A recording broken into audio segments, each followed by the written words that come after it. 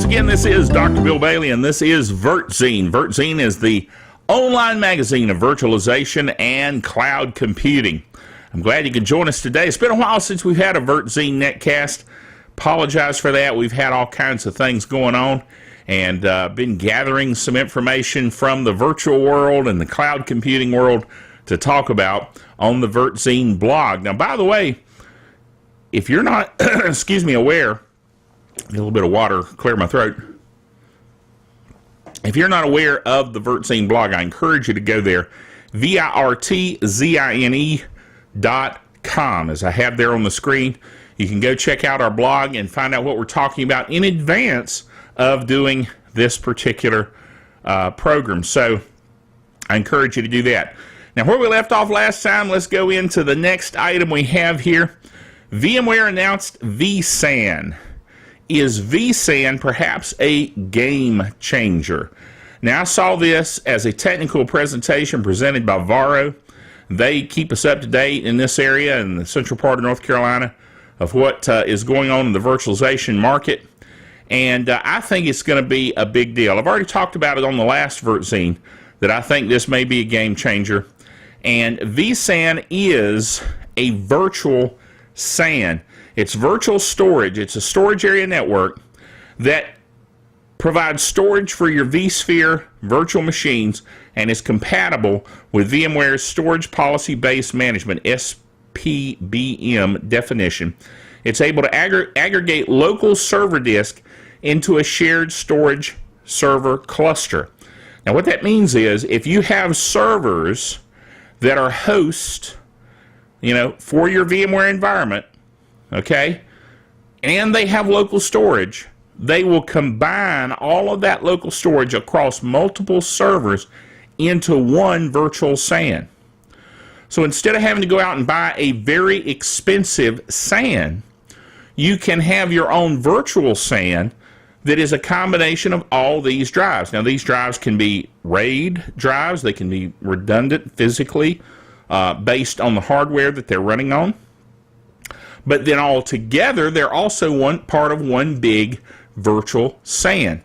Now, that means that a lot of people that have wanted to get into VMware but haven't had the background, the expertise, the finances to buy a SAN can now have a virtual SAN and have access, storage access to multiple hosts, and those hosts can then share that storage and vMotion between those hosts, which is the whole point of VMware. So I do think that perhaps it is a game changer because it will open up VMware's virtualization market to smaller companies, medium-sized companies, small companies, individuals that want to have a virtual SAN available for their VMware hosts. So I think it's a really important technology that VMware has released. All right, then Microsoft. I'm not a big fan of Microsoft, probably. But Microsoft is changing their term SkyDrive to OneDrive. Now, why are they doing that? Well, legal reasons. The company that already had a SkyDrive term basically sued Microsoft and said, you can't use our terminology for SkyDrive. So Microsoft has backed off of it, which is impressive enough that the big dog, Microsoft, has backed off of their term. And they are rechristening it OneDrive. OneDrive is their branding for their cloud drive offering. All right, and this was published in InfoWorld. InfoWorld said Microsoft has chosen OneDrive as the new name for its SkyDrive cloud storage service, which it had agreed to rebaptize after losing a trademark dispute last year with British broadcast TV and broadband provider BSkyB. After losing the case in the UK court, Microsoft reached an agreement with BSkyB in July that gave it a period of time to choose a new name for SkyDrive. Okay, so they are changing their name. So cloud computing has not just necessarily a new player, still Microsoft, but they're changing the name of their cloud offering.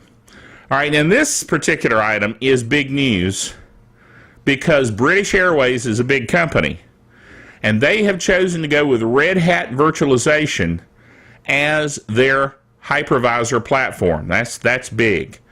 So they have passed up on VMware. They passed up on Microsoft's Hyper-V. They're going with Red Hat Virtualization.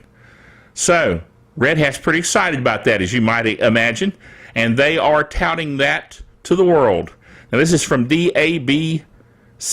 Red Hat Incorporated, the world's leading provider of open source solutions, today announced that British Airways, a global airline and market leader in the travel industry, has deployed Red Hat Enterprise Virtualization on its infrastructure. Through this Red Hat technology, British Airways is benefiting from a highly available and scalable IT architecture. So they are really touting the fact that British Airways, a large company, has chosen Red Hat for their virtualization platform. And I got the Red Hat back here. I'm a Red Hat engineer where I work, as well as virtualization in VMware and in Citrix. So kudos to Red Hat for that announcement. All right, next item, installing VMware Tools on CentOS Linux. Now, if you have had to install your VMware Tools on a non-Microsoft platform, you know it's not as easy as just clicking on install VMware Tools and having it run and automatically install like it is in the Windows environment. So here, this particular blog that I quote from here, they have done a great job at explaining exactly how to set up the VMware Tools on a CentOS box. CentOS, as you know, is Red Hat Linux, but with all of the branding of Red Hat taken out, and it's a totally open source and free version of Linux. And he goes through here step by step how to extract the VMware Tools, how to set them up and run them, and get it all set up so that you can run your VMware Tools from CentOS. So that is a handy little tutorial, and I wanted to put that in the VirtZine blog. See, that's why you need to go buy VirtZine every so often and check out what I have there, because I try to put little handy things like that in there as well as news. So check that out. Okay, last item here. Google and VMware are going to allow Windows to run on Chromebooks. Now, how does that work? Well, as I mentioned, where I work, we have VMware View for virtualized desktops for VDI, provided through the VMware virtualization platform, and then we run Windows desktops and provide them to our environment through VMware View.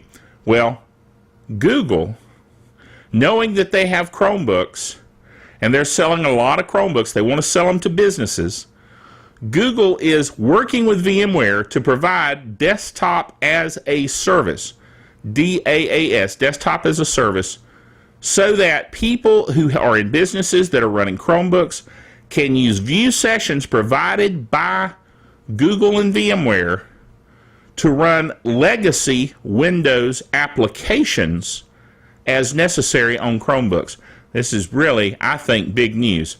This was from a MarketWatch article, San Francisco, California, February 12th, and it is via context. It says, today at the VMware Partner Exchange 2014, VMware announced it's joining forces with Google to modernize corporate desktops for the mobile cloud era by providing businesses with secure cloud access to Windows applications, data, and desktops on Google Chromebooks. Now, Chromebooks are inexpensive. They are essentially cloud clients, so they fit right in here with VirtZine, you know, the online magazine of virtualization and cloud computing. They're cloud clients. I have a Chromebook. I love my Chromebook. I use it all the time. And what I do, because we have VMware View at work, I can attach into that VMware View session using the HTML5 client, and I have access to some of the programs I have to use from work that only run on Windows.